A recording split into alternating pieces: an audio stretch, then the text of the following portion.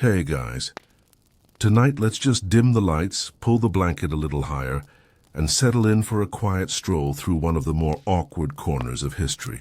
Because, believe it or not, witch hunting wasn't exactly a sustainable career choice. For a couple of centuries, though it really looked like it was. Between the 15th and 17th centuries, across swathes of Europe, being a witch hunter meant you could stride into town with a big hat, a stack of accusations, and the confidence of a man who never questioned why every cat was apparently possessed.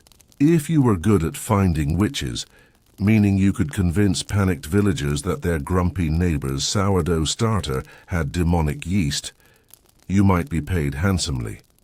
Or at least not immediately run out of town with pitchforks. But of course, witch panics are like fads. They don't last forever. And when the flames died down, literally and figuratively, the men and the occasional woman who made a living hunting witches were left with a very modern-sounding problem. Career transition. Let's drift gently into their world. The rise before the fall. It's worth noting how absurdly popular witch hunting got before it all collapsed. Take Matthew Hopkins, England's self-proclaimed witch-finder general during the English Civil War. He popped up in the 1640s and, in just a couple of years, managed to send over 100 people to the gallows, all while insisting he was simply helping the cause of godliness and definitely not enjoying the fees he collected from every terrified town council. Hopkins would arrive in some nervous little village, conduct witch tests that made as much sense as astrology printed on wet paper, and then vanished before the hangman had even tied the knots. He charged by the head, like some kind of morbid medieval bounty hunter. But when the Civil War quieted down, and the mood of the country shifted from purge all evil to, can we just get back to farming, people started realizing, oh, maybe drowning old women in ponds isn't a solid judicial practice. Hopkins died young, probably of tuberculosis, which saved him the embarrassment of becoming obsolete. But plenty of his colleagues weren't so lucky. When the market for witches collapsed by the early 1700s, most of Europe was frankly tired. Centuries of paranoia will do that. Skepticism crept in. Courts began demanding actual evidence, always a downer for careers built entirely on vibes and superstition. Suddenly, professional witch hunters found themselves unemployed. Imagine your Henricus Institoris, one of the authors of the Malleus Maleficarum, that infamous witch-hunting manual from the 1480s. You've spent your life writing breathless rants about women making pacts with Satan over herbal tea, and now the legal world is yawning and moving on. Awkward. A few tried pivoting. Some reinvented themselves as moral reformers or church busybodies, scolding communities about card playing or Sunday dancing, basically the historical equivalent of becoming that guy in the HOA. Others slipped back into minor clerical posts or municipal jobs, where their old reputations sometimes haunted them. One day you're interrogating suspected witches with dramatic Latin chants, and the next, you're quietly checking grain tariffs in the town records office. The whiplash must have been brutal. And then there were the ones who just disappeared, faded into private life. No one exactly wanted to hire former witch burner on their CV, public backlash and regret, kind of. As Enlightenment thinking spread, people started questioning not just the hunts, but the hunters themselves. Which meant, some witch hunters had to endure the 1700s version of public cancellation. In places like the Holy Roman Empire, some axe-hunters faced lawsuits from the families of the accused, especially where property had been seized or confessions extracted through creatively violent methods. It wasn't exactly justice as we'd recognize it, but it did mean a few witch hunters ended their days in quiet disgrace, muttering about how no one appreciates public service anymore, while their neighbors pointedly avoided eye contact. One particularly awkward case involved Balthasar Nuss, a German official who oversaw mass trials in the 1620s. He went a bit overboard, even for the time, and eventually got arrested himself. Not for witchcraft, unfortunately, but for corruption and overreach. They tossed him in prison for the rest of his life. So career trajectory, witch hunter, feared authority, inmate. Not exactly an inspiring LinkedIn arc, the weird pivot jobs. So what do you do after your old job involved pricking old ladies with needles to see if they'd bleed? Turns out you get creative. Some ex-witch hunters reinvented themselves as cunning folk, the same kind of local healers and charm sellers they once accused. It's like becoming the thing you swore to destroy, except with more herbal ointments. Villagers, ever practical, sometimes welcomed them back if they promised to only use their spooky powers for good this time. Others turned to writing, producing tedious memoirs insisting they'd totally been right about the witches. But society just wasn't ready for their brilliance. These pamphlets usually sold about 3 copies, one of which was probably to their cousin out of pity, and a few dove headfirst into political or theological debates, railing against secularism as if Enlightenment thinkers had personally kicked over their chamber pots. This at least let them keep arguing, which, judging from their earlier careers, was probably their favorite hobby anyway. The long, slow fizzle. By the 18th century, the profession of witch hunter had become more of an embarrassment than a badge of honor. People stopped telling their kids bedtime stories about brave witch finders. Instead, they whispered about them like embarrassing relatives who once danced on a table at a wedding and have never lived it down. By the time Scotland executed its last accused witch in 1727, the whole idea felt outdated, like showing up to a jazz club with a lute, and so the last generation of witch hunters mostly died out quietly. No monuments, no parades, just lonely old men in musty houses, surrounded by fading documents about the evils of broomsticks, wondering how history moved on without them. All right, let's keep drifting. Our witch hunters have retired. The bonfires are cold and the world is quietly moving on, which left one last awkward question hanging in the smoky air. What do you do with the memory of all those guys who once strutted through town shouting about Satan hiding in the butter churn? Because as the trials ended, so did their public image. And watching society slowly scrub them out of its collective memory is honestly kind of fascinating. From local celebrities to local embarrassments back during the height of witch panics, witch hunters weren't just tolerated, they were admired. Some even got fanfare. Villages paid them, fed them and wrote them flattering little thank you notes for saving the town from evil.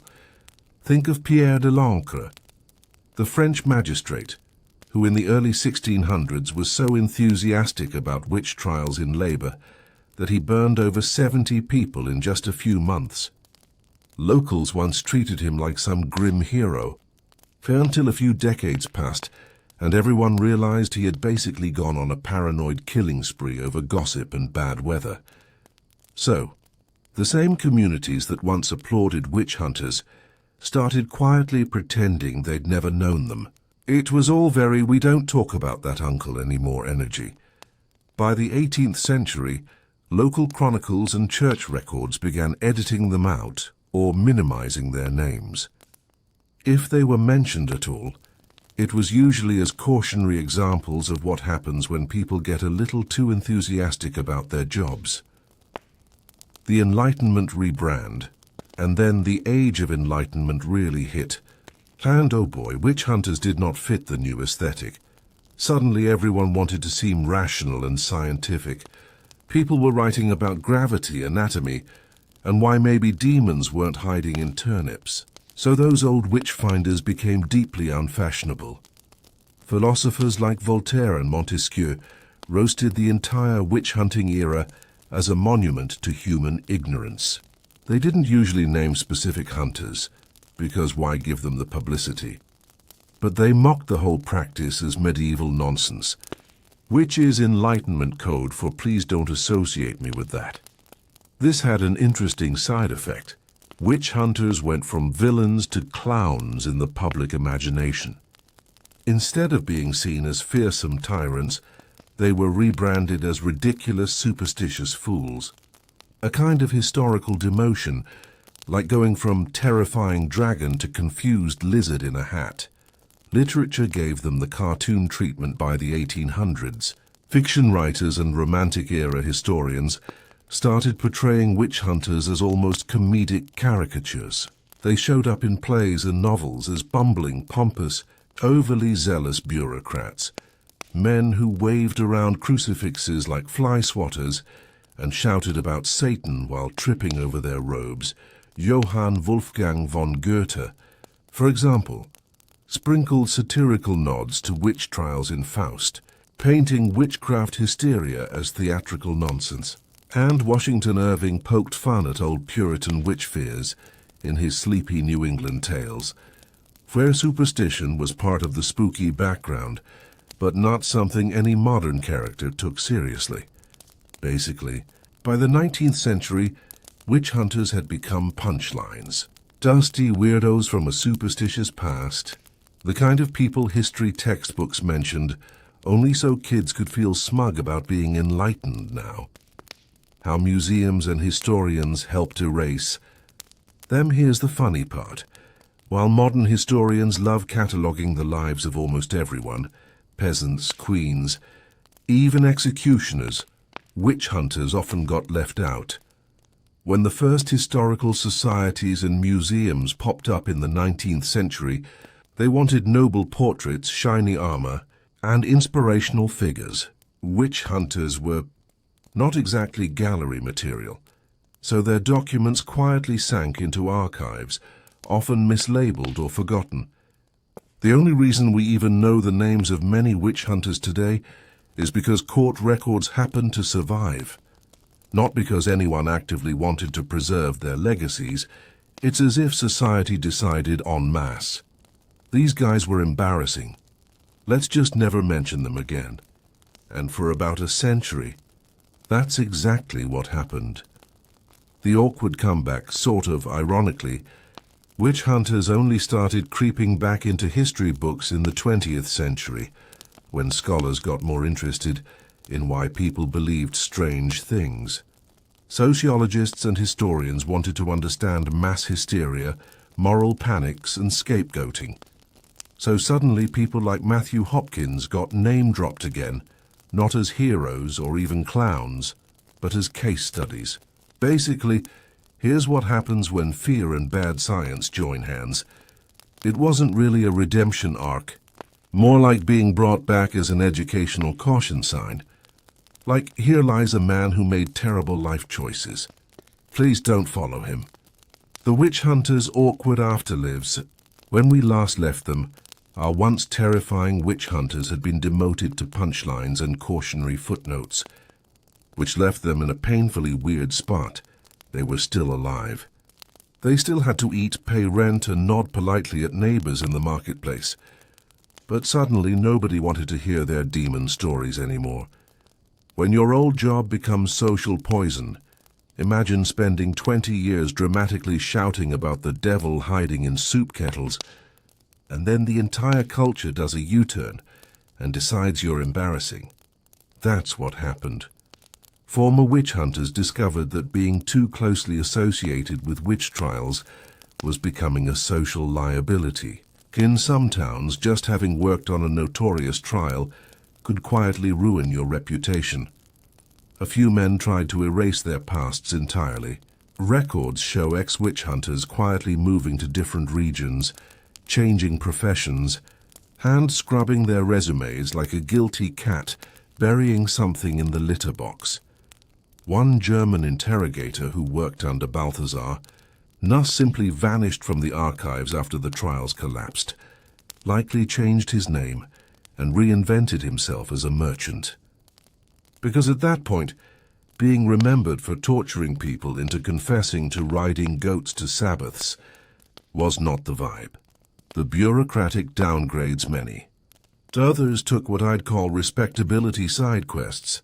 They slid into quieter bureaucratic or clerical work, jobs where they could hide behind stacks of paperwork and hope nobody brought up the witch thing. Matthew Hopkins, the so-called Witchfinder General of England, died young, so he dodged the embarrassment arc entirely.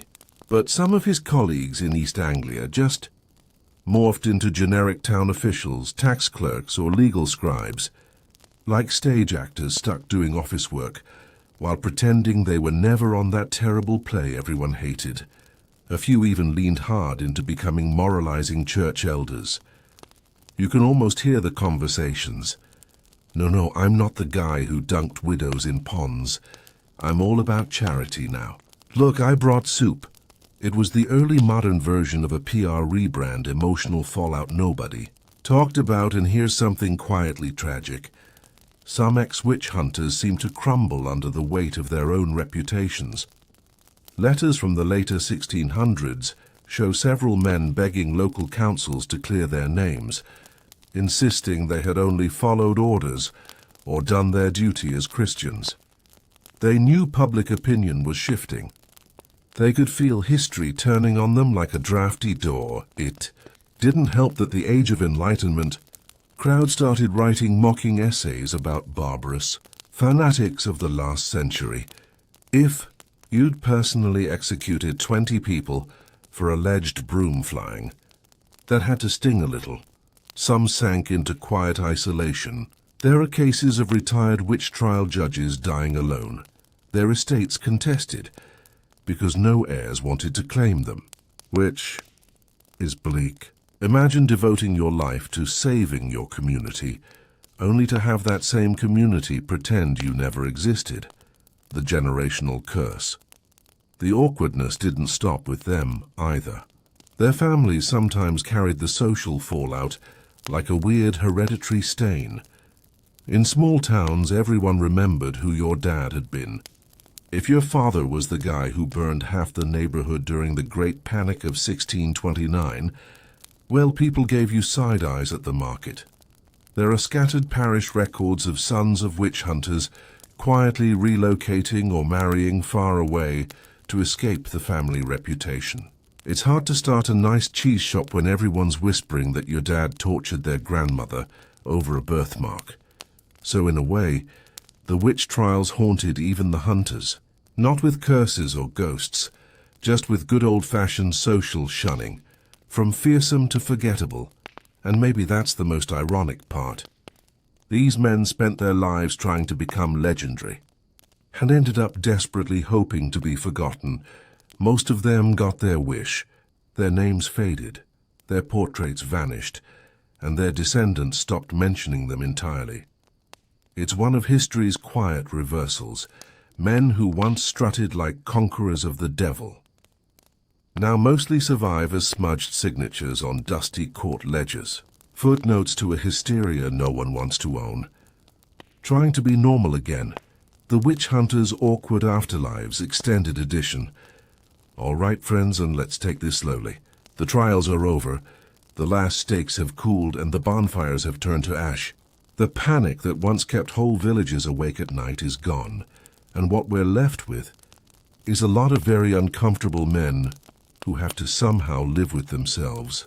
This is where it gets weirdly human, and maybe even a little sad, because while it's easy to picture witch hunters as cartoon villains, big hats, stern faces, pointing fingers, they were still people who had to wake up every morning and face the neighbors. And now they had to do it in a world where everyone was quietly pretending the last 50 years hadn't happened. When your profession suddenly becomes a bad joke. Let's start with the most obvious problem. Your entire career is now a public embarrassment. Imagine you were once paid handsomely to identify witches, a respected specialist, almost like an early modern detective, and suddenly, courts are laughing at the very idea of witches being real. That's what happened across Europe in the late 1600s and early 1700s. Judges began tossing out witchcraft cases for lack of evidence. Pamphlets started circulating calling witch trials barbaric, and some writers even accused the hunters themselves of being murderers. So, former witch hunters found themselves in an identity crisis. You could no longer walk proudly into a tavern and tell stories about that time you made. Old Widow Agnes confessed to kissing the devil's goat. People would just stare at you like you'd farted at the dinner table. The sudden social downgrade. And this wasn't just about feelings. There were real social consequences being associated with the old witch. Panics could ruin your standing in the community. If you'd personally overseen a notorious trial, people whispered behind your back.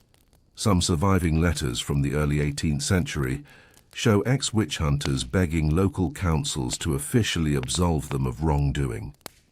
Not because they'd had a moral awakening, but because they wanted their reputations back.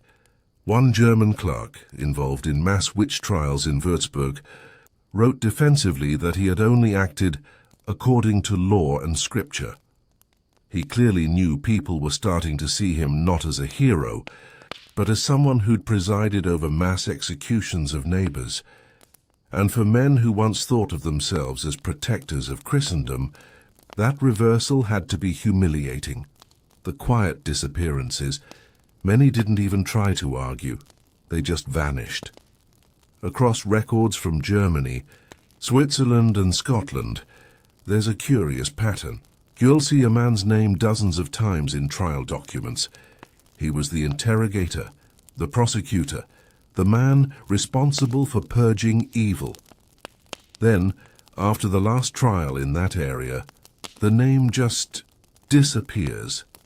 Historians suspect that many of these men packed up, moved to a new town, maybe changed professions entirely.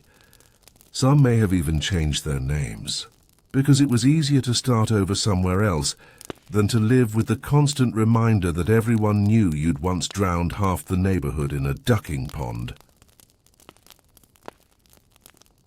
The career pivots, some weirder than others. For those who stayed, there was the question of work. And some of the career changes are surprisingly funny, in a grim way. The bureaucratic shuffle. Many ex-hunters quietly slid into other jobs in local government. They became grain inspectors, notaries, tax clerks, anything that involved quills and parchment, but didn't require accusing people of sorcery. The moral rebrand. Some reinvented themselves as moral reformers. They joined church committees, lectured on public piety, and became the early modern equivalent of grumpy HOA board members. You could still scold people for their sins, just without the burning part. The religious deep dive. A few leaned even harder into religion, almost defensively. They wrote tracts explaining why they had been right all along, and how society was now sliding into Satan's hands because no one feared witches anymore. It's basically the early modern version of writing angry Facebook posts. The strange conversion. And then there were the few who did a complete 100 teeters and became cunning folk, local healers, charm sellers, and folk magic practitioners. It's like if a retired narcotics cop started selling herbal remedies out of a van.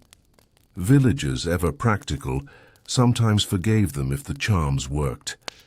The psychological whiplash. We also can't ignore the emotional toll this must have taken. For decades, witch hunters believed they were righteous. Many were absolutely convinced they were saving their communities from real, literal danger.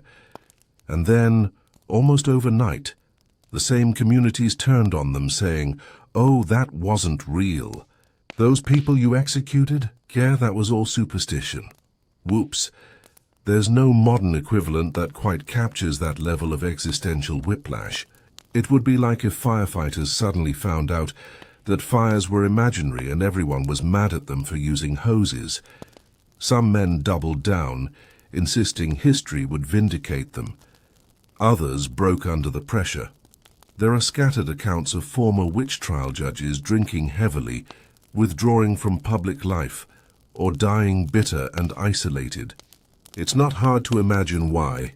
If you sincerely believed you were doing God's work, living long enough to watch society label you a villain must have been brutal. Family fallout, and this wasn't just a personal issue. It became a family one.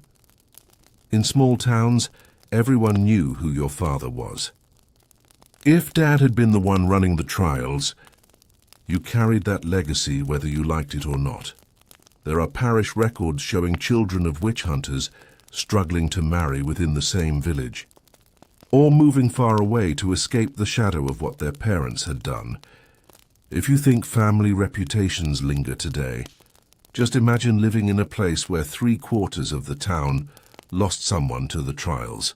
People remembered, and they didn't forget easily. The rare public backlash in a few extreme cases. The backlash wasn't just social, it was legal.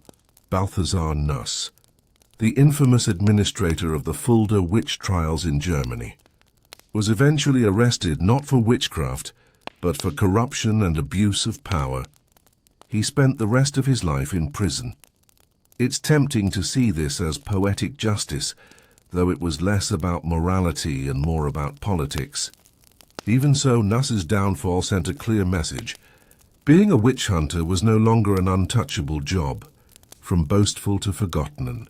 Maybe the most striking thing is how quickly these men went from strutting heroes to dusty nonentities. Many who had spent years boasting about their good work died with no public acknowledgement at all. Their names disappeared from local histories, their portraits were quietly put away, and their descendants didn't exactly brag about them. In a way, they got what they once wanted. The witches they condemned were supposed to vanish from memory, but in the end it was the witch hunters themselves who became invisible. The irony of silence. That silence might be the most ironic punishment of all. The witch hunters had lived for drama. Trials were public theatre. Accusations, interrogations, confessions shouted for all to hear. It was spectacle, and they were the directors. But when society turned away, the spotlight went dark. Their voices, once loud, became whispers. And finally, not even whispers.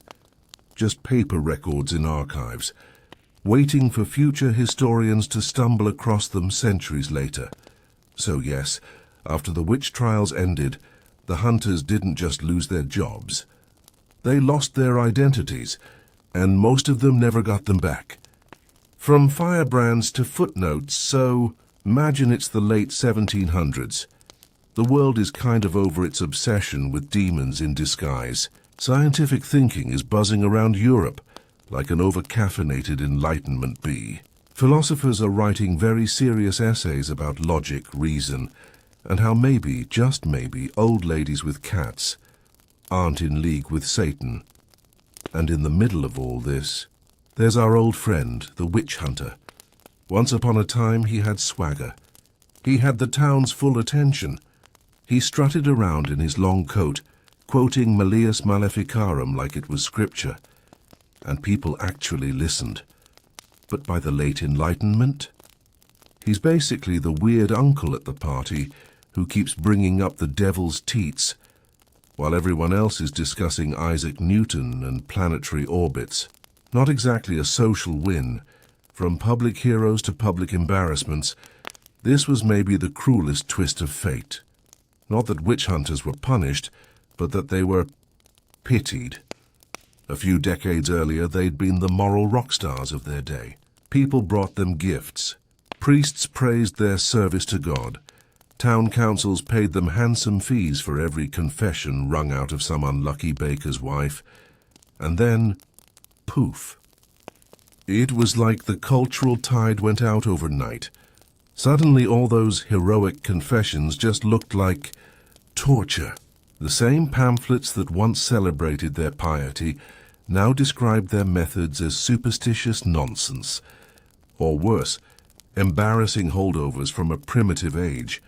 Imagine being publicly adored, and then living long enough to watch your greatest hits become a cautionary tale. It's like going from pop idol to punchline, only with more stakes and fewer sequins. Quiet rebranding attempts, some. Witch hunters tried to survive the shift by quietly rebranding. A few styled themselves as moral reformers or public order inspectors. They started writing pamphlets about drunkenness, laziness and general misbehavior, basically swapping demons for bad manners. It wasn't the most graceful transition, but it helped them hang on to a shred of authority. Especially in small towns, people still liked having someone to scold the neighbors, and old witch hunters were really good at scolding. It was practically muscle memory. Others drifted into what we'd call early criminology. They were already experts in interrogation, a dark skill set. But hey, so they began investigating theft, forgery and smuggling. It was grim, unglamorous work. Gone were the dramatic courtroom theatrics and public bonfires. Now they were counting stolen turnips or handwriting reports about missing piglets. It's not quite the same thrill as accusing someone of kissing Satan's goat, but it paid the rent, the ones who couldn't let go. And then there were the diehards. Every cultural shift leaves behind a few people who simply refuse to move on. Even as mainstream society rolled its collective eyes at witchcraft panics, some former hunters clung desperately to the old world view. They kept muttering about hidden covens and secret blasphemies. They wrote angry letters to newspapers, warning that the devil hadn't really gone away. He was just being sneaky now. These letters were often published in the crank corner of local papers, usually sandwiched between advertisements for miracle tooth powder and someone selling a two-legged chicken, which probably wasn't the gravitas they were hoping for. A few even tried to stage new witch hunts well into the 1800s.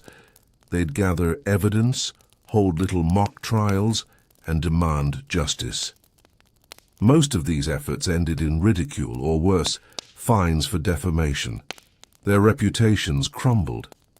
They went from feared inquisitors to local eccentrics, muttering to themselves in taverns, trying to convince increasingly bored listeners that the world was secretly run by demons disguised as milkmaids.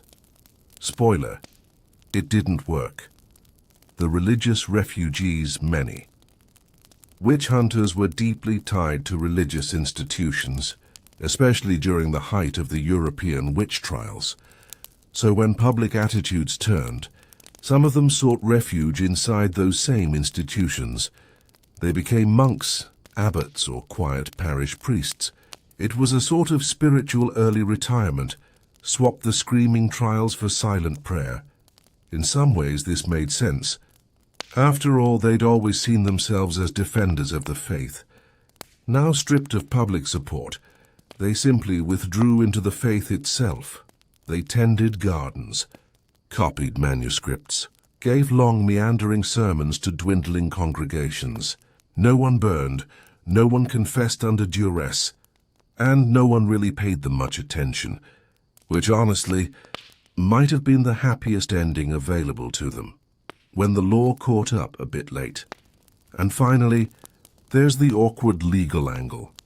By the 18th and 19th centuries, a handful of late-career witch hunters were actually dragged into court, not for witch hunting itself, which was technically legal back when they did it, but for the abuses involved: torture, falsified evidence, bribery, all the fun stuff that used to be applauded. These trials were rare and usually symbolic. Most of the accused were old, frail, and frankly confused about why the world had turned on them. They'd sit there blinking in court, while some young lawyer quoted Enlightenment philosophers at them. The punishments were mild: fines, public reprimands, or being stripped of their titles. But the message was clear. The age of witch hunting was officially over, and its practitioners were now relics, dusty curiosities, living footnotes, and so they faded, not with the dramatic blaze of the bonfires they once lit, but with the faint crackle of old reputations quietly burning out. It's hard to overstate the emotional whiplash these men went through. For decades, they'd been told they were soldiers of God, warriors in an invisible war. Every accusation, every confession wrung out under duress, all of it had been framed as holy duty. They weren't just catching criminals, they were saving souls. And then, overnight, they weren't. They were just unemployed. The uncomfortable stares. Even in small villages, people started looking at them differently. Once, townsfolk had lowered their eyes when they passed, like peasants bowing before knights.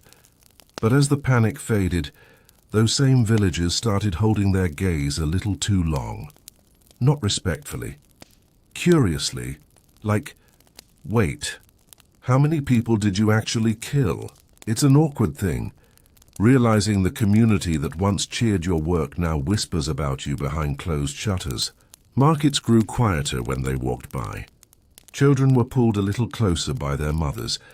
They weren't feared anymore, they were awkward, a sort of living reminder of mass hysteria. Everyone was now pretending never happened, trying to rewrite their own stories. Of them tried rewriting their reputations in real time. They'd suddenly start claiming they had always doubted the trials, that they had secretly tried to temper the excesses, a bit like a former arsonist, insisting they were just testing the fire alarm system the whole time. A few even penned self-justifying memoirs, written in spidery ink, filled with creative reinterpretations of their past. They would talk about how the people demanded action, and how they were bound by duty to uphold the law of the Holy Roman Empire, or whichever realm they had terrorized. In these memoirs rarely sold well.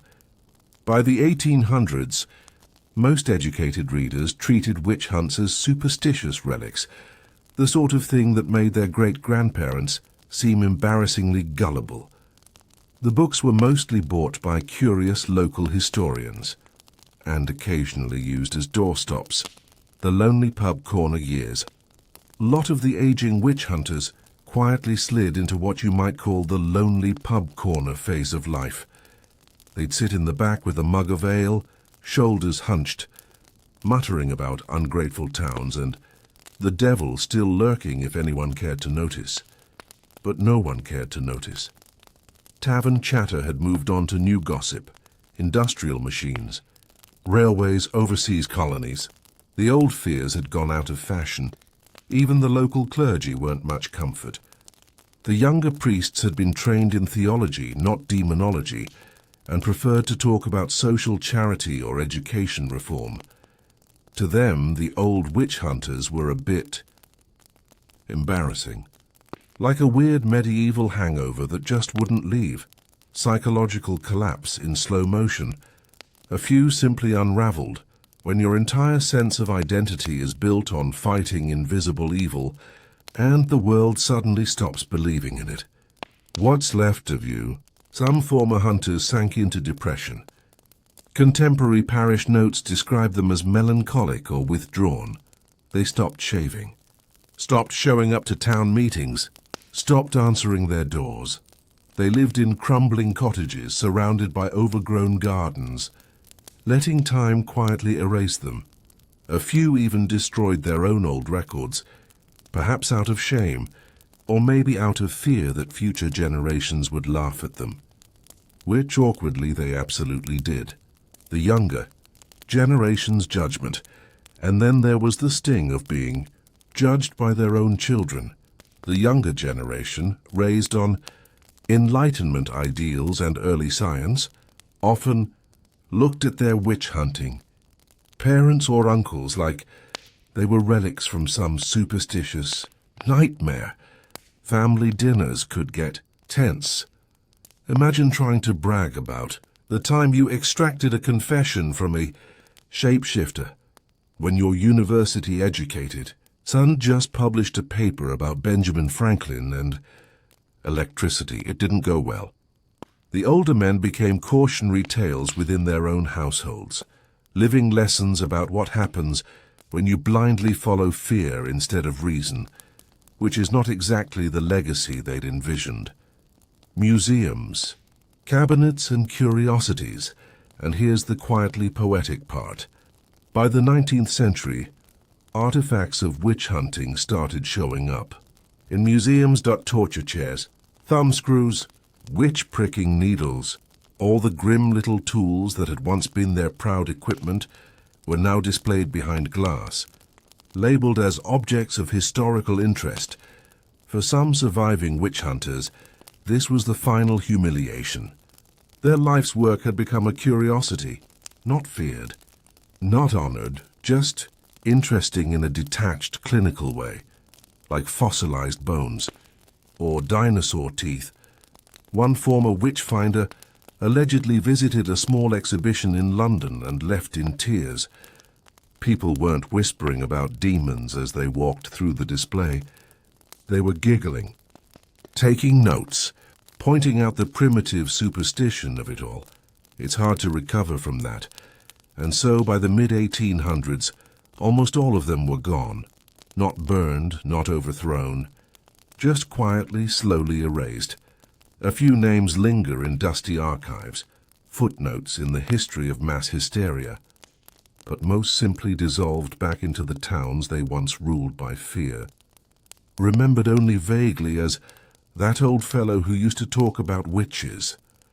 The great reinventions by the early 1800s. Most of the old witch-hunting world had gone the way of dusty parchment, faded, brittle and ignored.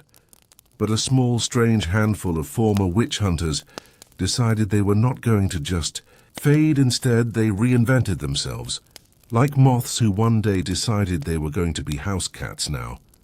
Sure, it didn't quite make sense, but they were determined. From demonology to bureaucracy, some of the savvier ones made a smooth pivot into the booming world of paperwork. As the court stopped caring about spectral evidence and broomsticks, they started caring very much about forms, records, ledgers, tax rolls. And who better to handle endless obsessive detail than someone who once wrote 10 pages about a suspiciously shaped birthmark on a suspected witch? In Germany, several retired witch-finders quietly took jobs as minor court clerks or local notaries. They were still considered a bit spooky by their neighbors. The weird uncle energy never fully wore off, but they were reliable. They showed up on time. They wrote in clear script. They never complained. And in the new rational world, that was enough. It was deeply unglamorous, but it gave them something they hadn't had in decades: stability, which, after years of torchlit chaos, probably felt like a warm bath. Gravitating to church work, others tried a softer landing. In the church, not the fiery preaching side anymore. No one wanted to hear about demons by the 19th century. But in the quiet corners, maintaining church records, teaching catechism to children, or tending graveyards, it was ironic, really. The same men who once dragged people from their homes at midnight were now pruning the roses around parish cemeteries. In France and Switzerland, local priests sometimes took them on out of charity, calling them useful but not entirely reliable. They were given small stipends, a room in a rectory attic, and very simple tasks: sweep the nave, ring the bells, copy baptism records. And for some of these men this was oddly healing. They were still serving God, just not as warriors anymore, more like librarians with arthritis, becoming local historians when sort of. A more eccentric route some took was to become amateur historians. They had spent years obsessively cataloguing testimonies, names, dates, and now they just pointed that obsession at local history instead of witchcraft. Villagers would occasionally see them wandering through old ruins, muttering to themselves, clutching bundles of yellowing notes. A few even wrote surprisingly decent local chronicles, dry as toast, but full of meticulous detail. There's a surviving 1832 booklet from Bavaria, written by a former witch-finder, which is basically 30 pages about medieval mill tax rates. It's unreadable. It's also the only reason anyone knows what millers were paid in 1420. So in a strange way, they ended up preserving history instead of distorting it, which is quite the character arc. Reinventing as early folklorists, this one might be the most unexpected. Some ex-witch hunters, sensing the world's fascination with quaint old tales, leaned into becoming folklore collectors. Instead of calling stories about witches proof of the devil, they started calling them charming peasant superstitions, which is quite the rebrand. They'd wander from village to village, scribbling down ghost stories, fairy sightings, and old charms from toothless grandmothers, the very same kind of tales they once used as evidence to burn people. This was especially popular in Eastern Europe, where the line between superstition and heritage was thin and cozy, and these men loved the new role. People offered them tea instead of terrified confessions. Children followed them around like odd, beloved uncles. They finally got to enjoy the weirdness of the world without trying to punish it, and a few just lied about everything. Finally, some took the most human route of all, denial. They simply pretended they had never been witch hunters. They moved to new towns, changed their surnames, and claimed they had always been respectable shoemakers, or retired soldiers, or quiet bachelors who enjoyed long walks. No one asked too many questions. Record-keeping wasn't great. And people didn't exactly run background checks in 1820, so, in a strange act of social camouflage, they shed their past like a snake sheds old skin. They lived out their days as blank slates, and no one ever knew the truth. It's almost funny, in a melancholy way.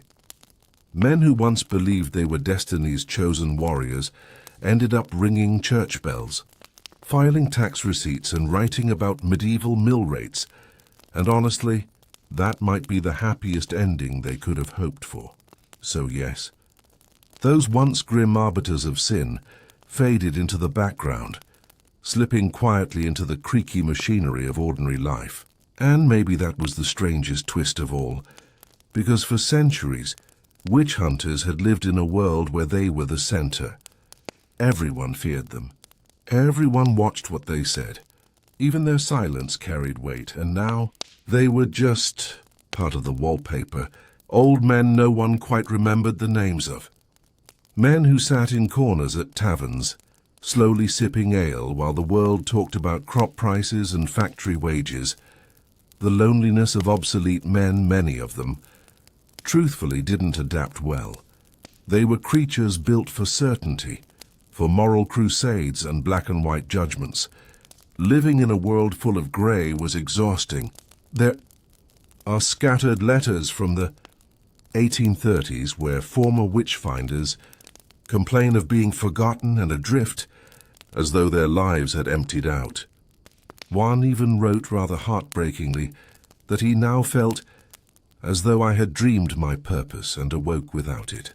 Imagine going from shouting about demons in packed courtrooms to quietly tallying oat harvests in a back room. It was peaceful, sure, but for them peace could feel like a kind of slow erasure. Odd echoes in their personal lives, some carried the old habits home. Neighbors whispered about them keeping little personal archives, shelves of sealed boxes full of old witchcraft testimony, as though afraid to throw it away. A few still gave strange, rambling lectures to anyone who'd listen, usually children who just wanted free candy. They'd talk about proper signs of a witch while the kids stared blankly halfway through an apple. And then the old man would laugh awkwardly and say, "Well, that was long ago," and go back to trimming his hedges. It was as if they didn't know how to fully let go, yet didn't dare hold on either. Becoming living ghosts of a dead era by the mid-1800s, the world had largely stopped seeing them as dangerous at all. Instead, people saw them as curious fossils, living echoes of a world everyone wanted to believe was gone, like museum pieces who still did their own grocery shopping. Some were even invited to local fairs or academic societies, not to condemn witches, but to be quaint artifacts. The last witch hunter of Saxony, introduced between a lecture on crop rotation and a demonstration of a new butter churn. They'd shuffle on stage, cough a lot, tell a rambling story about a goat that allegedly flew, and shuffle off to polite applause. It was respect, technically, but the kind you give to a dusty book you'll never read again. And as the decades slid by, they just disappeared. One by one, quietly, without scandal or ceremony, their graves mostly went unmarked. Their names faded from memory. All that remained were faint impressions, a few yellowed pamphlets, the occasional half-true village rumor, and the quiet sense that these men had once lived in a completely different universe, and somehow wandered into ours by mistake. Life after piracy. Slavery, poverty, and new identities. Even if female pirates somehow escaped the gallows or the whipping post, their lives were far from easy afterward. Many were stripped of their old identities and sold into slavery. Under maritime law, some women were transported to colonial plantations as indentured laborers, forced to work the sugar, tobacco, or cotton fields. The blistering sun, endless hours of labor, and harsh overseers crushed their bodies and spirits. Others were taken into the homes of colonial governors or military officers as servants, cooks, or even coerced companions. They had no real way to resist. Any attempt to flee could mean brutal whipping, branding, or even death. Their past as pirates became an unshakable stain, making them outcasts, too notorious to marry respectably, too distrusted to be accepted into any honest trade. A few women who received pardons tried to reinvent themselves. They changed their names, forged fake backstories, and moved to distant towns or port cities. Some even disguised themselves as men, dressing as sailors or dock workers, to vanish into the bustling world of maritime labor. But they lived under constant threat. If anyone ever uncovered their pirate past, they risked being dragged back to prison or executed. This shadowed existence also brought deep psychological wounds. Many were haunted by memories of their days at sea, the freedom of the waves, the thrill of the chase, the loss of fallen comrades. They lived in constant fear that someone might recognize them, or that an old enemy would reveal their secrets. To avoid that fate, many chose isolation and anonymity, living as ghosts of their former selves, as if they had never existed at all. The ghosts they left behind, families, children, and the long shadows of pirate women. So, what happens when a woman spends years sailing as a pirate, gets captured, somehow survives the trial, avoids execution, avoids slavery, and then tries to quietly slip back into society? Well, here's where things get both oddly tragic and strangely anticlimactic. Because while pirate stories usually end with the dramatic gallows scene or some last daring escape, reality had a much slower, messier aftertaste. Especially for women, and especially for the families they left behind, or the families they tried to build afterward. Let's just float into that quiet aftermath. For one thing, many of these women had children, sometimes born before their pirate years, sometimes during them. Yes, ships weren't exactly ideal nurseries, but life rarely asked their permission. These children often grew up not knowing who their mothers truly were. If the woman managed to change her identity, she might invent an entirely fake past, presenting herself as a widow or a war refugee. Imagine growing up thinking your mother was a humble seamstress, only to learn years later from an old drunken sailor that she once raided Spanish galleons in the Caribbean. That kind of revelation had a way of cracking families apart, and even when the truth stayed hidden, the consequences lingered. Former pirate women often lived in poverty and instability, which meant their children did too. There was always a lingering suspicion from neighbors, whispers about their wild mother, and the invisible barrier of class and respectability that shut them out of opportunities. The legal system didn't make this easier. In many colonial ports, anyone convicted or even suspected of piracy lost their property rights.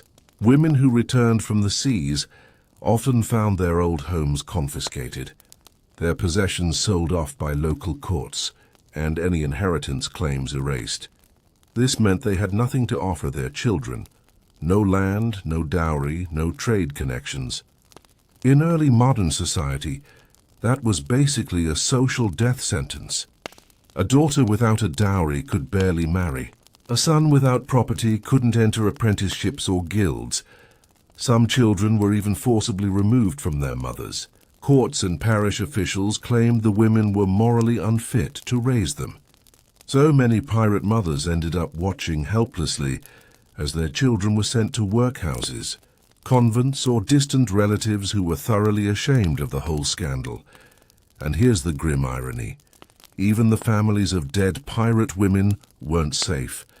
If a woman had been executed for piracy, her relatives might be fined or ostracized. Some towns posted public notices shaming the families, basically saying, "This house produced a pirate, so good luck marrying into them." Family names became poisoned. If your aunt had once plundered ships off Jamaica, you might never be allowed into the merchant guild or marry into a respectable household. Generations carried the stain. So for the women who did survive, the emotional math was brutal. Either admit who they were and risk destroying their children's futures, or bury their past completely, living under a false name and never speaking of their former lives again. Most chose silence, but silence has a way of echoing. Some of these women reportedly struggled with what we'd now call depression. They had lived in an intense, adrenaline-soaked world of danger and freedom, and then they found themselves confined to tiny cottages, sewing shirts or scrubbing floors while neighbors side-eyed them. It was like stepping off a roaring hurricane into a damp cellar. Their children sometimes grew up sensing that something was off, that their mother was restless, bitter, or full of unspoken grief. That shadow shaped their personalities. Many became drifters, sailors, or petty thieves themselves. In some cases, the children of ex-pirates actually returned to the sea, either as merchant sailors or inevitably pirates. There are scattered maritime records hinting at this strange pattern. Surnames matching known pirate women reappearing on ship rosters a generation later. Not enough for proof, but enough to imagine lonely sons trying to reclaim a fragment of their mother's wildness. It's worth noting how gender shaped all this. When male pirates went back to civilian life, if they somehow avoided the noose, they sometimes managed to reintegrate. People saw their piracy as reckless youth or wartime bravado. But when women did it, society reacted with deep suspicion. Women were supposed to be anchors of morality and domestic order, so a woman who had lived among cutthroats at sea became permanently tainted in the public imagination. Even if she became the most dutiful housewife in the village, people never fully trusted her. Marriage prospects were basically zero.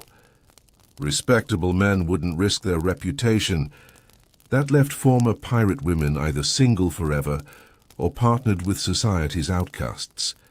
Sailors, smugglers, petty criminals, and other people already living on the edges, which of course just reinforced the cycle of poverty for their children. Some tried to outsmart this by creating entirely new family trees. They would move to a distant colony, claim to be widows of shipwrecked merchants and remarry under false names. It worked occasionally, but it was exhausting. One slip of the tongue, one old shipmate recognizing them in the market, and their carefully built new life could crumble overnight. One woman in colonial Virginia reportedly lived this way for decades, always nervous, always scanning the docks for familiar faces. When she died, her children found an old chest in her attic stuffed with coins, pistols, and a faded Jolly Roger flag. They never spoke of it again.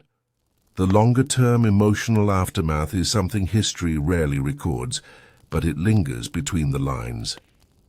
Many of these women had experienced extreme violence at sea, battles, floggings, seeing friends killed, yet had no outlet to talk about it. Trauma wasn't a concept anyone recognized, so they carried it alone. Some withdrew completely, becoming almost hermits. Others drowned themselves in drink, or drifted into brothels and taverns, places where no one asked too many questions. Their children often had to fend for themselves from an early age. It's strangely heartbreaking. They fought to escape patriarchal constraints, carved out freedom on the open ocean, survived trials and prisons, only to be quietly erased by the society they re-entered. And yet, there's a strange kind of resilience here too. A few of their descendants eventually rose back into respectability. There are whispers in parish ledgers of grandchildren becoming merchants, landowners, or even minor officials. They likely never knew the full story of the grandmother who once flew the black flag. Her past was buried, but maybe some fragment of her stubborn defiance survived in their blood. That's the hidden legacy of these women. Not the treasure or the infamy, but the invisible ripples their lives sent down through their families. The quiet refusal to fully submit, the strange restless spark passed to children who didn't know where it came from. Even when society erased their names, their shadows kept walking. From scandal to myth, how pirate women became legends and got weirdly sanitized. So, here's the thing about fading into obscurity. Sometimes you don't. Sometimes you leave just enough chaos. Behind that, people start whispering stories. Urka, and those whispers keep mutating until they're almost unrecognizable. That's what happened with many of the women who once lived as pirates. They disappeared from the actual docks and court records, but their names, or at least fragments of their names, floated into ballads, tavern songs, travel tales, and eventually cheap 18th century adventure novels written by men who had probably never even seen the ocean. It's like their real lives got tossed into a blender of gossip and fantasy until all the sharp edges were gone, and what came out was more legend than person. Honestly, it's kind of insulting and a little funny. Let's start with how quickly their reputations got rewritten. In their actual lifetimes, female pirates were portrayed as terrifying, unnatural, even demonic. Pamphlets and broadsheets described them as bloodthirsty monsters who had cast off all womanly softness, which is 18th century gossip code for they wore pants and spoke loudly. But once they were safely dead or forgotten, people suddenly softened them into romantic rebels. By the late 1700s, some old pirate women had been rebranded into glamorous anti-heroines, tragic maidens forced into piracy by heartbreak, or noble gentlewomen who only turned outlaw to avenge a murdered husband, which, sure. Because clearly the woman who once threatened to blow up her own ship rather than surrender was secretly just sad about her fiancé. Ballads did most of the early myth-making. Sailors and dockside taverns loved a catchy story, and they weren't picky about accuracy. A single real woman pirate could splinter into half a dozen fictional versions, each with new names, new costumes, and increasingly dramatic deaths. Some of them were even retrofitted into love stories. Songs would paint them as star-crossed lovers of dashing captains, dying in each other's arms during naval battles that never actually happened. The reality that most of these women probably ended their days in cold poverty, scrubbing floors under fake names, wasn't exactly catchy material for sea shanties. So people rewrote it until it sparkled. Then came the penny novels. In the 1800s, Cheap, mass-printed adventure books latched onto pirate women like cats on catnip. These stories were, let's just say, creatively detached from history. They gave the women flowing gowns, jewel-encrusted cutlasses, secret royal parentage, mysterious tattoos, and perfectly curled hair even while sword-fighting in hurricanes. And naturally, they were all described as breathtakingly beautiful. Apparently, in the imagination of Victorian writers, the only way a woman could be allowed to be violent was if she was also supermodel material. Actual contemporary descriptions of real pirate women are much less flattering. Weather-beaten skin, sunburnt, missing teeth, and usually wearing whatever stolen men's clothing actually fit them. Not exactly the corseted glamour of pulp fiction covers, but accuracy wasn't the point. These novels weren't meant to document real women. They were meant to sell drama, and female pirates made convenient blank canvases for fantasy. There's an almost comical irony to this. These women had been erased and punished by society for breaking gender rules. And then, a century later, society resurrected them as fictional mascots of acceptable rebellion. They were no longer dangerous. They were decorative. They no longer threatened patriarchy. They were turned into tragic, romantic side characters within it. It's like the world collectively decided, we didn't like you when you were real, so we'll only like you if you're fake. This myth-making even bled into tourism. By the 19th century, port towns that had once hunted pirates to extinction started selling little pirate-themed souvenirs. Shipwreck sites were renamed things like Lady Buccaneer's Cove. Local tour guides spun wildly embroidered tales about ghostly pirate women still haunting the beaches at night, weeping for lost treasure. Which is kind of hilarious if you think about it. Whole communities that had once begged the crown to send warships to kill pirates were now printing their faces on tea towels. Some descendants of real pirate women actually moved away to escape the stigma, only to later watch strangers make money off their family's mysterious pirate ancestor. It's capitalism in its purest form. Take the thing you once feared, declaw it, and sell it back as quaint entertainment. Even historians fell for it for a while. In the 19th and early 20th centuries, some amateur historians wrote glowing biographies of female pirates using little more than tavern gossip and fictionalized sources. They'd confidently claim things like, she was beloved by her crew or she fought in 20 sea battles, based on absolutely nothing except vibes.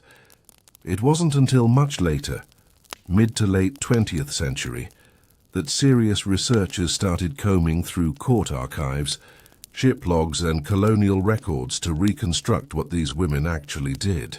And what they found was usually much less glamorous. Less sword-fighting atop the rigging, more arguing over stolen pigs and rum rations, less grand speeches, more scurvy and lice. Basically real life, but messier, and yet the myths still linger. Even today, if you ask most people to name a female pirate, they'll probably mention some cartoonish mashup of all the fictional versions. Beautiful, defiant, fearless, draped in gold, probably holding a parrot. They won't think of the real exhausted women trying to hide their pasts while raising children in poverty. But here's the oddly comforting part. Even if the world forgot who they really were, it never fully erased the fact that they existed. Their blurred, half-fictional ghosts still slip through popular culture, in Halloween costumes, in video games, in theme park rides, in that one shelf of swashbuckling heroines' books at every chain bookstore. It's a weird kind of immortality, not the kind they asked for, but not nothing either. Dragged back from myth. When historians finally remembered them, by the time the 20th century rolled around, the women who had once terrorized sea lanes were basically decorative ghosts. They floated in old songs, They winked from pulp novel covers and they haunted the occasional seaside gift shop. But their actual lives, gone, dusted over, almost erased, and then slowly, awkwardly, people started trying to find them again. It began with a few stubborn researchers in the 1950s and 60s. These weren't the glamorous Hollywood historians with tweed jackets and leather-bound notebooks. They were usually the dusty archive gremlins, the kind of people who thought fun weekend meant digging through centuries-old port ledgers in unheated basements. And, honestly, bless them, because while most scholars at the time were busy writing endless biographies of kings, emperors, and whichever aristocrat had the fanciest wig, these quiet rebels went looking for the nobodies, the forgotten, the inconvenient women who didn't fit into the polite story of empire. And there, buried under layers of legalese and mildew, they started spotting names. Old court transcripts turned out to be treasure maps. Inquisition records, colonial shipping manifests, and execution reports started coughing up bits of truth. Real signatures of women tried for piracy, itemized lists of the spoils they stole, complaints from governors about their bad behavior, even hand-scribbled notes about who they traveled with and where they disappeared afterward. It wasn't glamorous stuff. It was usually boring bureaucratic paperwork, which ironically was exactly what kept it alive. Bureaucrats never throw anything away. And slowly a clearer, messier, more human picture started forming. These women weren't mythical sword goddesses or tragic romantic heroines. They were often dirt-poor runaways. Some were indentured servants who jumped ship. Some disguised themselves as boys to escape violent marriages. Some just really hated authority and liked stealing, and that made them fascinating. Not because they were flawless, but because they were real. By the 1980s and 90s, a new wave of feminist historians joined in, and things really started shifting. They weren't just interested in what these women did. They wanted to know why they were erased. They asked uncomfortable questions like, why did male pirates get memorialized with heroic paintings while female ones got scrubbed out of the records? Why did their stories only survive as romanticized side characters in men's tales? And how did gender bias shape what counts as history in the first place? Those questions cracked open entire archives. Suddenly, scholars started re-examining not just pirate records, but all of maritime history with a skeptical eye.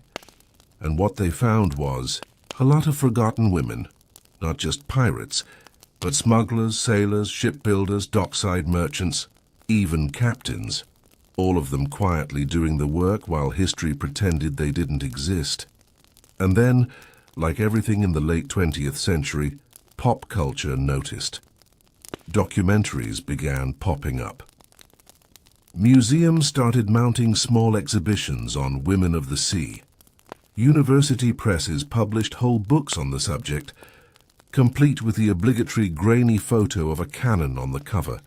Even children's books got in on it. Suddenly there were brightly illustrated biographies of pirate women, carefully toned down so the kids wouldn't dwell too long on the scurvy. Theft or occasional stabbing, it was all very wholesome, very sanitized. But still, progress? Because for the first time in centuries, people were saying their real names out loud again. Of course, the internet supercharged all of this.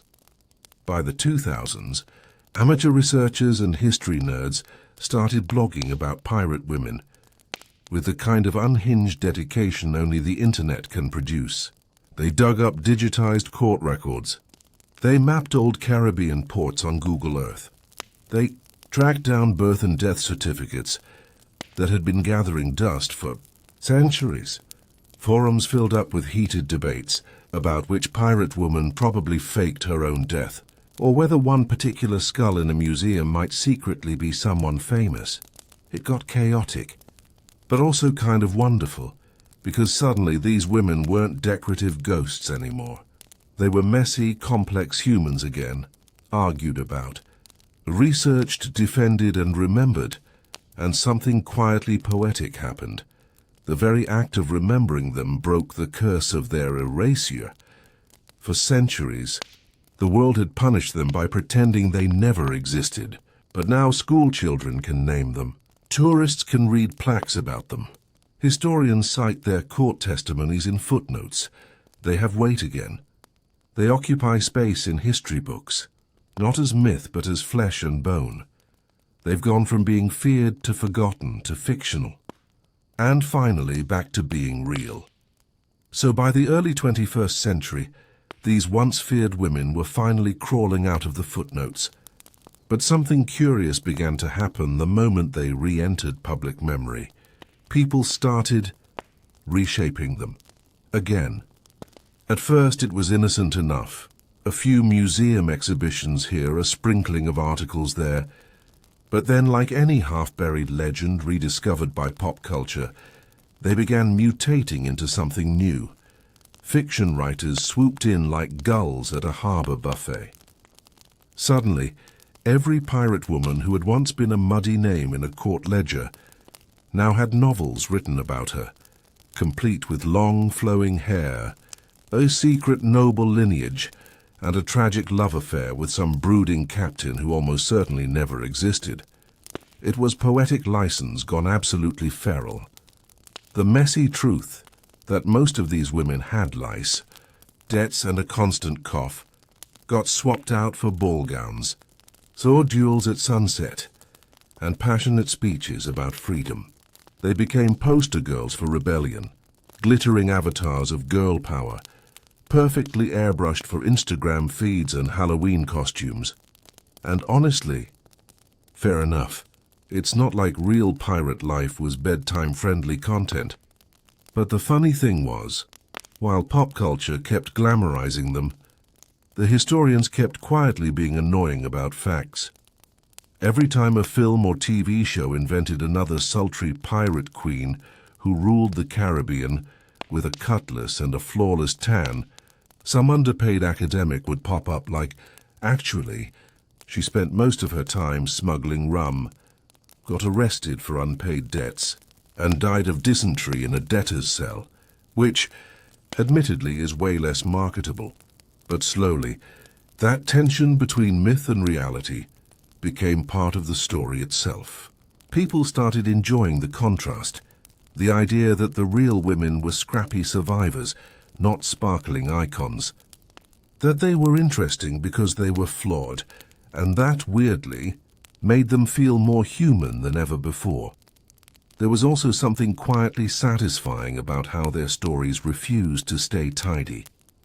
Unlike the clean hero's journey arcs people love, these women had messy, unresolved narratives. They popped up in history, caused chaos, and vanished.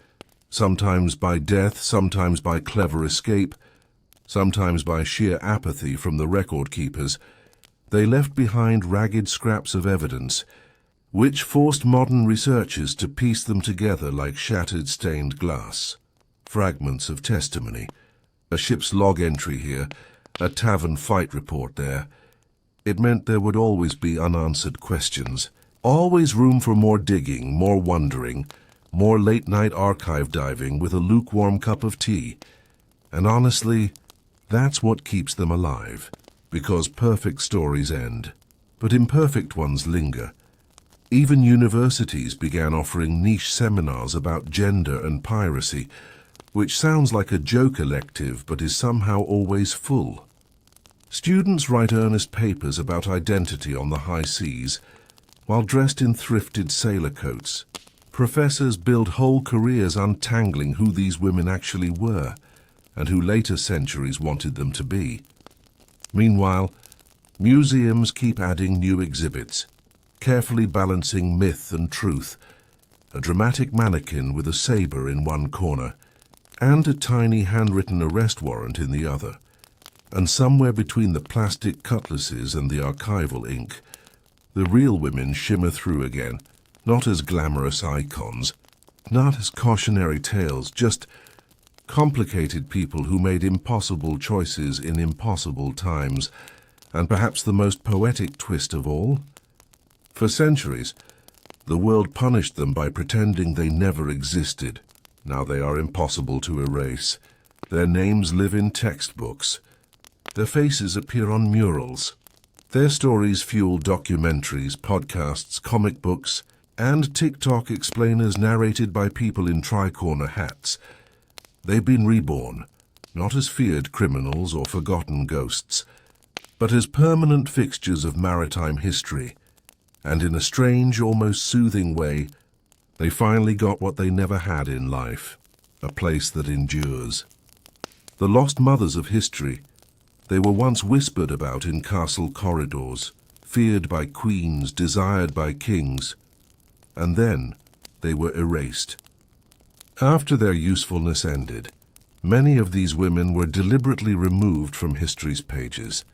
These were the lost mothers, women who bore the children of powerful rulers, yet were denied even the dignity of being remembered. While their children were raised in silk and trained to rule, these women were cast aside like shadows. The royal courts treated them as inconvenient stains on the purity of dynasties. Chroniclers of the time, almost always men tied to royal favor, erased their names from records, painting them only as a certain woman or a lady of no consequence. Their beauty, their ambitions, their sacrifices, all buried under centuries of silence. Erased by design, this erasure was no accident. It was strategy. Kings and their advisors understood that a single whispered rumor about an illegitimate birth could spark rebellions, disputes over succession, and even civil wars. So they destroyed letters, burned portraits, and silenced anyone who knew too much. Some women were bribed with small estates and ordered to live in permanent exile. Others were locked away in remote convents, where they were forced to take religious vows under false names. There they lived as ghosts, praying by candlelight in cold stone chapels, never hearing their children's voices again. Mothers forced to disappear. The cruelest fate was reserved for those who had children. Some were forced to watch their sons or daughters raised by strangers, never allowed to speak a word of their true identity. Imagine standing in a crowded coronation hall, watching your own child crowned as a prince or princess, yet you stand hidden among the servants, forbidden even to look proud.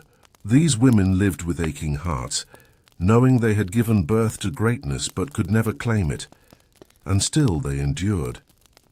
They stitched little tokens of love into their children's clothing, an embroidered flower, a hidden initial, tiny signs only they would recognize. It was their silent rebellion. Their way of whispering, "I am still here," lives buried in silence. Centuries later, their names barely survive in fragments, a passing note in a monk's chronicle, a single line in an account book. Payment to a lady sent away. Some historians have stumbled upon private letters where kings begged their advisors to remove her from sight. Others found secret burial sites without names, where only a carved rose marked the grave of a woman who once held a king's heart. This systematic forgetting didn't just hide their lives, it reshaped history itself. Dynasties built on carefully constructed bloodlines erased the women who didn't fit their chosen narrative. By erasing them, kings controlled the story of their reigns. The women became invisible, so the myth of royal perfection could survive. Their silent legacy, yet they left behind traces they could not fully erase. A prince with the commoner's fiery temper, a princess with a peasant's black curls, court rumors that never quite died, passed down in whispers from nursemaids to chambermaids, from guards to scribes.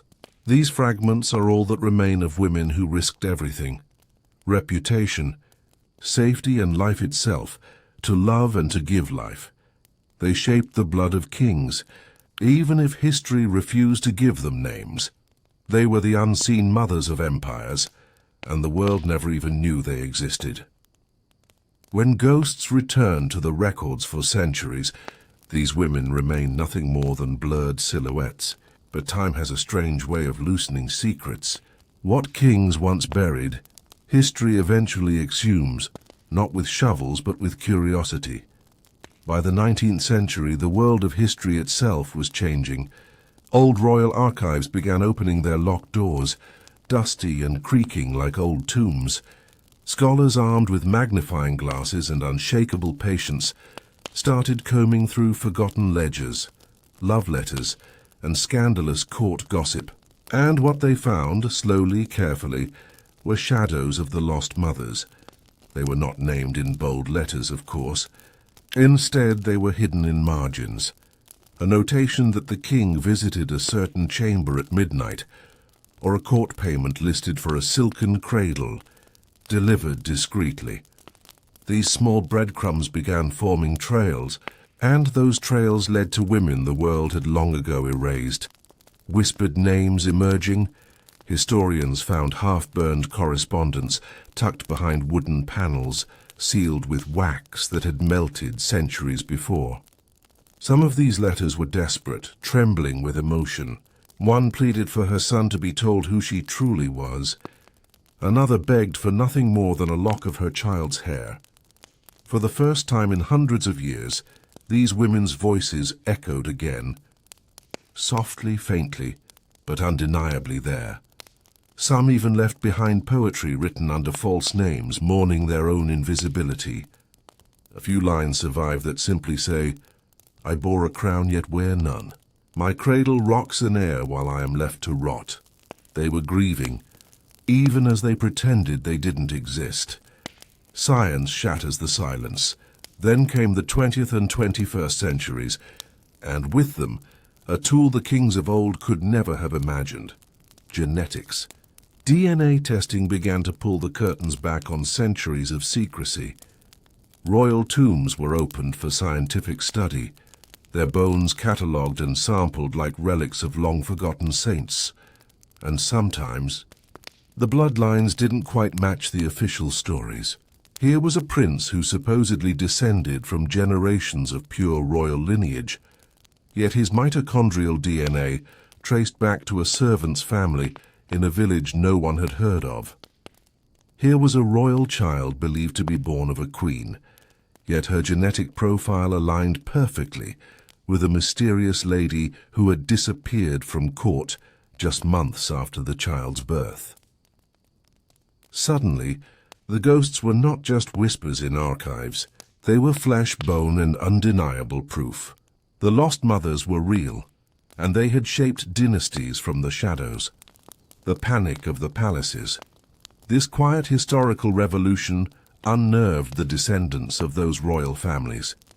Old noble houses began scrambling to explain away the findings. Some dismissed them as lab errors, others tried to block further DNA tests, citing family dignity. Because the truth was awkward, their vaunted, sacred bloodlines were not as sacred as they had claimed. The royal image, polished like marble for centuries, began to crack. Behind the grandeur lurked ordinary women who had been erased simply because they were ordinary. Yet there was something beautiful about it. These women had once been forced into silence. And now, centuries later, the world was finally listening. Reclaiming their place, modern historians began naming them again, writing their biographies, publishing the fragments of their letters, even placing plaques on the walls of palaces they had once quietly walked through. Some museums now dedicate small exhibitions to the unnamed mothers of kings, with delicate dresses and cradle toys recovered from hidden attics. It is bittersweet. They will never know they were finally remembered. They will never see their names printed in books, or hear strangers speak them with reverence.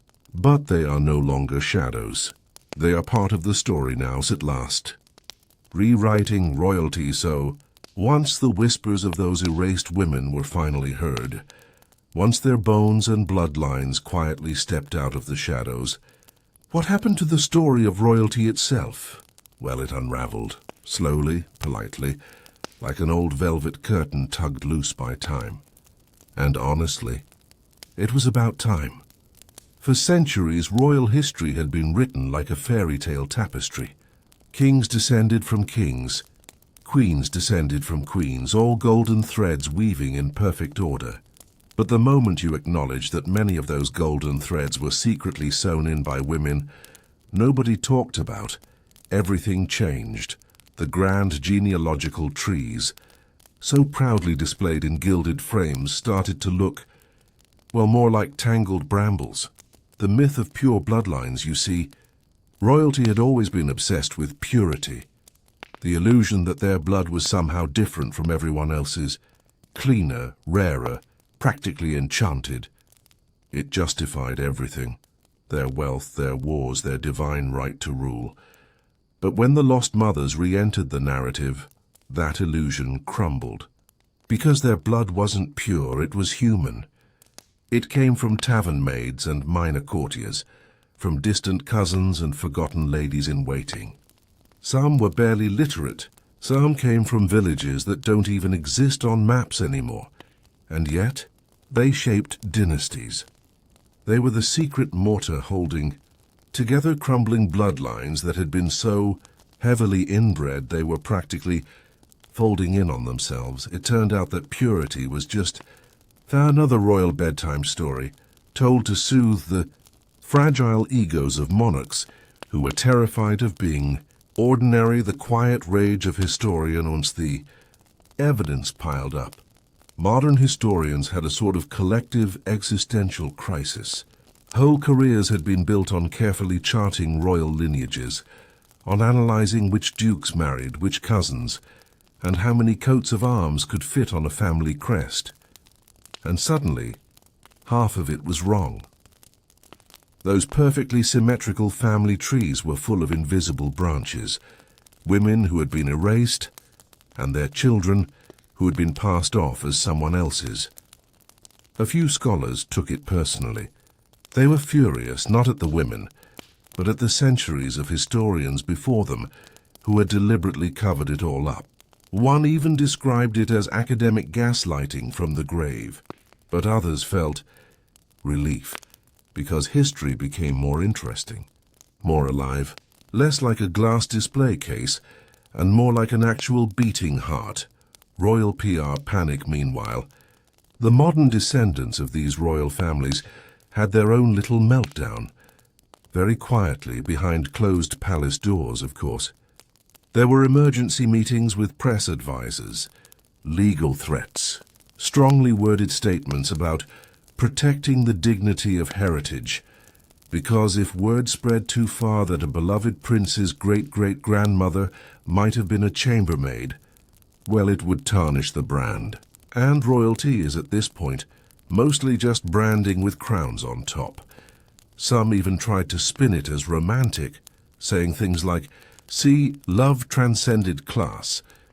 But the truth wasn't romantic. It was pragmatic. These women weren't swooning heroines in secret love stories. They were often coerced, discarded, and erased. And now they were finally being acknowledged, not as plot twists, but as people. The humanization of thrones, oddly enough, that's what made it beautiful.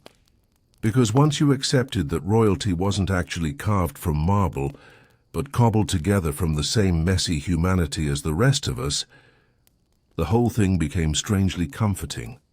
Kings who claimed divine ancestry were just fragile men clinging to their family trees like life rafts. Queens who strutted through palaces in jewels were often the daughters of someone who had been quietly erased. The line between royal and ordinary dissolved like ink in water, and in that dissolution came a sort of peace. You could finally look at those massive portraits of pale, stiff monarchs and think, you were never gods. You were just people pretending not to be afraid. A new kind of legacy today. History books are slowly rewriting these stories, not with the fanfare of coronations or the drama of scandals, but with soft, respectful footnotes. Names are being restored where there were once only dashes. Museum plaques mention previously unidentified women who shaped royal lines. And while that may not sound like much, it is everything. Because for the first time, the thrones of history are not supported solely by the loud, crowned few, but also by the silent many who were once erased from beneath them. Their legacy is no longer hidden. It may be faint, delicate, and written in the smallest of fonts, but it is there, and that somehow feels like justice. Even now you can almost hear them, not literally, of course, but in the faint echoes that still ripple through the bones of old palaces. A crumbling portrait with its face scratched out. A locked cabinet filled with yellowed love letters written in desperate, slanted script. A line in a baptismal record where a name should be, replaced only by the word unknown. These traces are the soft ghost prints of those forgotten women. They were never supposed to survive the centuries. And yet they have, in the quiet ways that memories often do, clinging to corners that no one thought to clean away. It's oddly comforting in a way. History tried so hard to erase them, yet they outlasted kings. All the grand royal ceremonies, the crownings, the triumphal processions, they faded into dust. But the presence of one unnamed woman can still unsettle entire family trees. It's almost poetic. The secret architecture of history. The funny part is that these women didn't just exist inside royal stories. They were often the crucial hinges that made the stories turn. They were the hidden architects, the secret scaffolding behind royal grandeur. When a dynasty teetered on the brink of collapse from inbreeding or civil war, it was often a so-called low-born woman who slipped in quietly, bore a child, and unknowingly stabilized an empire. Their blood was the fresh mortar that kept dynasties from crumbling entirely, yet their names were swept away like construction dust once the palace walls stood firm again. History loved their usefulness but never their existence, and it's strange, but there's something deeply human about that.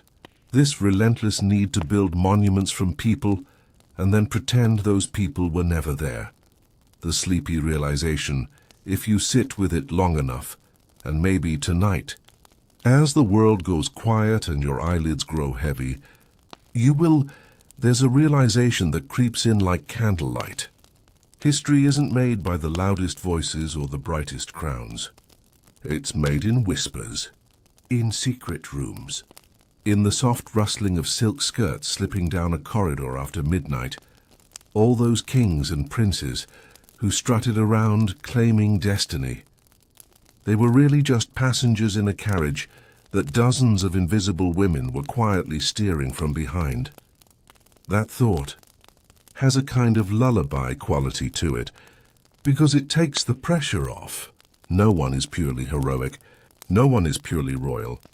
We are all just parts, woven into a tapestry too big to see while we're inside it. The final drift zone now.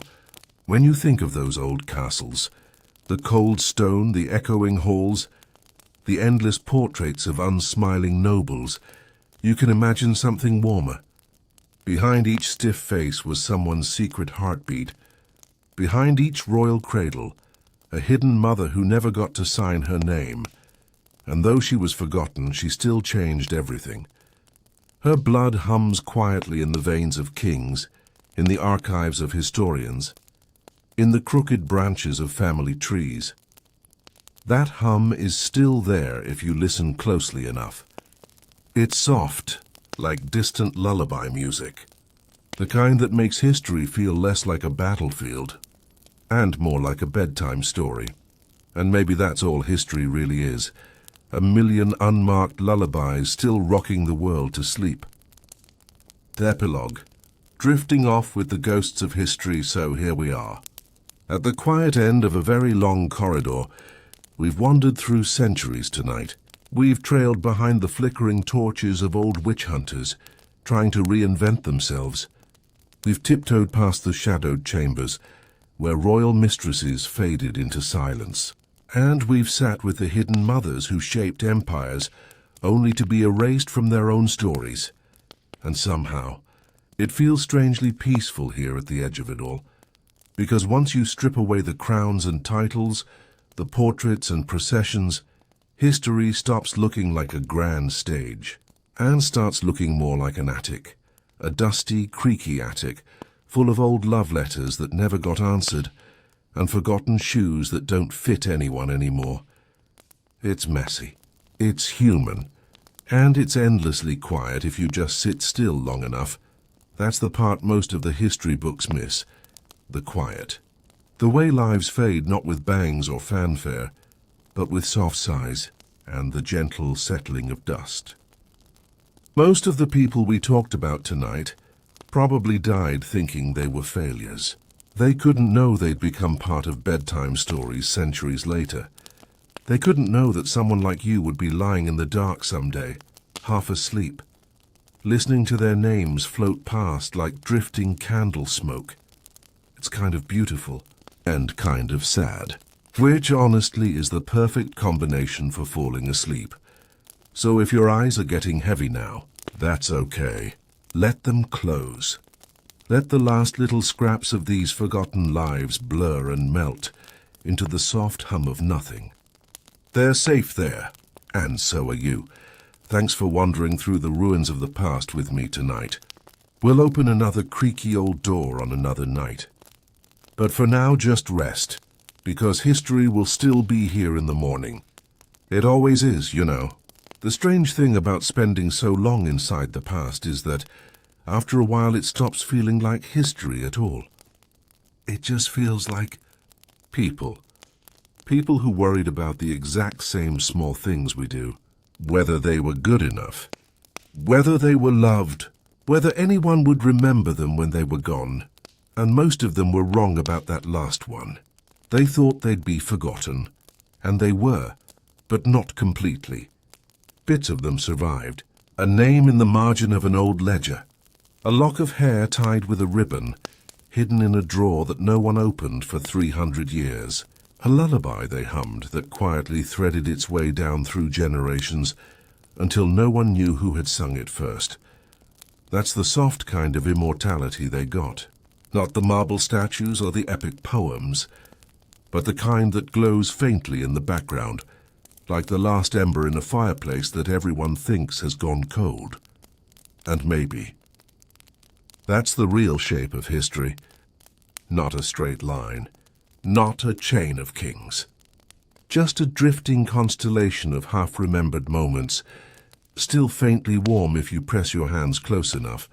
So tonight, as you lie there, probably very cozy by now, half floating already, you can let all those faded lives blur together.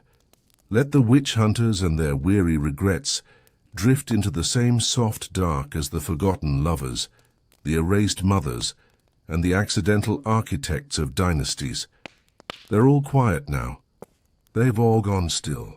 And you can join them for a while. Just floating, weightless, unbothered by crowns or curses or what anyone writes down in the end. Because the past isn't really gone. It's just resting. And maybe that's what you should do too. Good night, traveler of old stories. Sleep well, and let the centuries take care of themselves for a while. And now, as the echoes of these lives finally settle, there's just the quiet. That deep, velvety kind of quiet that old stone castles hold in their walls, where you can almost hear the centuries breathing if you stand still enough. The same quiet that probably crept into the homes of former witch hunters when the world no longer needed their fire. When their names stopped meaning anything and their stories dissolved into soft nothing. It's a strange thought, how quickly the loudest people become whispers and how the forgotten ones become part of the air, woven invisibly into everything, somewhere out there, under a crumbling church floor, or behind a rotting wooden door. There's probably a box of someone's entire life, letters never sent, a broken ring, a pressed flower that outlived its lover by 400 years. No one remembers who they were. No one has said their name in centuries, and yet they're still here, waiting in the quiet like dreams that forgot they were dreams. Maybe that's the gentle trick of history. that it never really ends. It just gets quieter until you have to lean in very close to hear it. Like the fading hum after a bell stops ringing, and maybe in this sleepy moment as the world goes soft around you, you can let yourself become part of that same quiet. Just another drifting soul in the tapestry of time, not needing to be remembered, just resting. The past will keep turning without you watching it. It always does. So let go of it for tonight. Let the stories fade into the hush, and let yourself float into that hush with them. Because history is still whispering, but it can wait until morning. Sleep well, my fellow wanderer of lost centuries. We'll meet the past again, when the candle is lit once more. As the executioner's twilight years crept upon him, the once feared figure began to drift further from the living pulse of the town. The rhythm of public squares, the clang of market bells, the chatter of children, these once distant sounds now felt like echoes from another life. He wandered the outskirts, his boots pressing softly into the overgrown paths where no one else cared to walk. His hood drawn not from pride now, but from habit, a tattered symbol of an office that had long since abandoned him. Though his hands no longer swung the sword, their tremors betrayed the toll of decades. Each finger bore invisible stains, ghostly impressions of the many lives he had ended. Often he found himself tracing these fingers along the stones of the old gallows, or the moss-covered post, where heads had once fallen, as if the stones themselves remembered better than he did. Some days he would sit there for hours unmoving, murmuring the names of the condemned, not aloud but within, like a litany he dared not voice. A deep weariness settled in him, not the tiredness of body, but the exhaustion of a soul that had borne witness to too much. At night he dreamed of the faces, not their crimes, not their final words, but their eyes. Eyes wide with terror, defiance, sorrow, eyes that stared at him in silence, even after the heads were gone. He woke drenched in sweat, the night air thick around him, and felt again that peculiar paradox that he, who had long been the instrument of death, was himself somehow untouched by it. He had survived, but at what cost? In rare moments of human contact, villagers would approach him out of pity or curiosity. Children dared each other to throw stones near his hut, then fled squealing if he so much as shifted in the shadows. Adults treated him like a fading ghost, offering bread at arm's length or crossing themselves as they passed. The priest still refused him the sacrament, muttering that blood had blackened his soul beyond cleansing. Yet, paradoxically, when wolves came too near the livestock, or when a dangerous outlaw was rumored nearby, these same people whispered of bringing him back, one last time, as if the darkness he carried could be summoned like a charm to ward off greater evils. He sometimes considered leaving altogether, vanishing into the forests where no one would know his name. Yet he never did. A strange tether bound him to the place where he had spilled so much blood. It was as though the soil itself would not let him go. Perhaps he feared the silence of exile more than the whispers of the town. Perhaps he knew that in the wider world he would be nothing, not feared, not remembered, only forgotten. And the thought of erasure, of becoming invisible after a life defined by dread, filled him with more dread than death itself. Seasons passed, and the world grew younger without him. Children became adults who had never seen a hanging. They spoke of him like a half-remembered nightmare from their grandparents' tales. The old executioner became part of the town's folklore, a living relic. They said he could not die until the earth reclaimed every drop of blood he had shed, that death itself avoided him, for fear he might strike it down. He listened to these tales from his doorway, lips curved in a faint smile that was neither amusement nor bitterness, only resignation. In the final winters, he rarely rose from his straw bed. Snow gathered in the corners of his crumbling roof, and his breath smoked the air like fading incense. His body had grown as thin and frail as parchment, and yet within his clouded eyes the old fire sometimes flickered when he heard distant laughter or the echo of iron striking wood, reminders of the life from which he had been exiled. And then, one bleak morning, he was found at last, still and silent, seated upright against the wall of his hut. His hood was drawn up, his hands folded neatly in his lap as though awaiting a summons that would never come. The villagers buried him just beyond the churchyard wall, neither inside consecrated ground nor entirely excluded from it. No prayers were spoken, no name marked his grave. Only the wind passed over the mound, whispering through the grass like the voices of all the dead he had once sent into silence. But even in death he did not wholly vanish. For generations, when storms howled and shadows thickened, parents would hush their children and say,